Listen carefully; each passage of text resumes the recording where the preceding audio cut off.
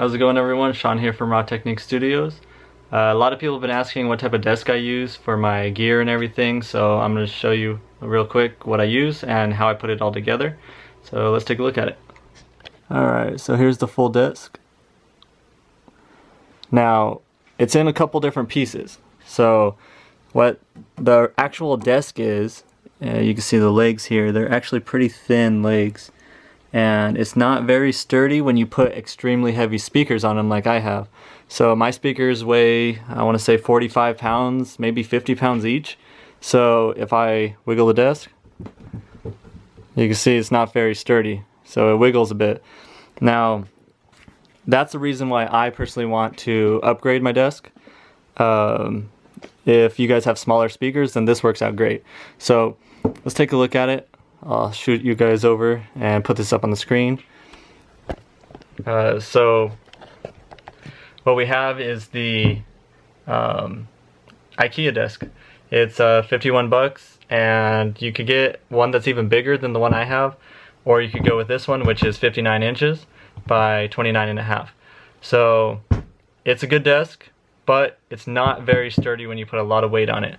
So if you have really big speakers, I'd suggest either a different desk or something that could just handle more weight. So I'm personally going to make my next desk. So what did I do to it to fit all my gear like I have in here? So let's take a look. You can see that I have a rack rail right there, and I have this centerpiece set up, and then I have another set of a 3-unit space on a rack. Now, I made this out of another IKEA product. So if you can see here, we have the Rast IKEA nightstand. It's only 15 bucks, and it's perfect. It's the exact same size. I'm gonna move this art real quick. It's the exact size that you need to put in a 3-unit space if you cut it in half. That's what I did. I cut the thing in half. So here's the top half of it. Here's the bottom half of it. And I was able to get 3 units here, 3 units over here, and I bought these 6-unit rails and cut them in half. So as you can see, it's 6, 5, 4, and then I sawed it in half. Same here, 6, 5, 4, and it's cut in half. So that's all I did.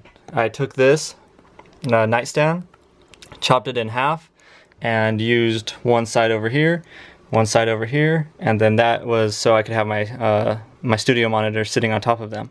Now this centerpiece here I made myself. I wanted to add that in so my iMac could sit on top of it. So what I did was just simply got a piece of wood, just a flat piece of wood, cut it so that it fits this space, and then I wanted it to be a little bit more supported, so I made this little section here with the base on it to give it a little bit more support in the center for the weight. And then all I did, as you can see here, was nailed it in. So this unit here, the centerpiece, and this one here, they're all nailed together. If I were to take it off of the desk, it's actually really flimsy because there's no bottom to it. There's no base holding it all together, and there's no backing, as you can see. So it's really flimsy when it's taken off the desk, but when it's all here on the desk and all the weights on it, it's not too bad. So that's what I did with that. If you wanted to check out the rails, they have them at Guitar Center. It's like 10 bucks for a 2 pair of these rails, so you're good to go for about 10 bucks on that. So overall, you're not spending much. 15 bucks on the rack, 10 bucks on the rails, and about 50 on the desk.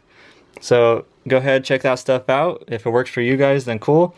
If you get big speakers like this, then this desk might be a little bit too flimsy for you guys. Alright, so I'll have a link for the other video on how I put together that nightstand and made it into a 6-unit rack. In that video I show you how to keep it as a 6-unit rack. In here what I did was chop it in half. So I just used a regular hand saw and cut it in half. Same thing for the rails, I sawed those in half as well. But yeah, please comment, like, subscribe, and I'll see you guys in the next video. Peace.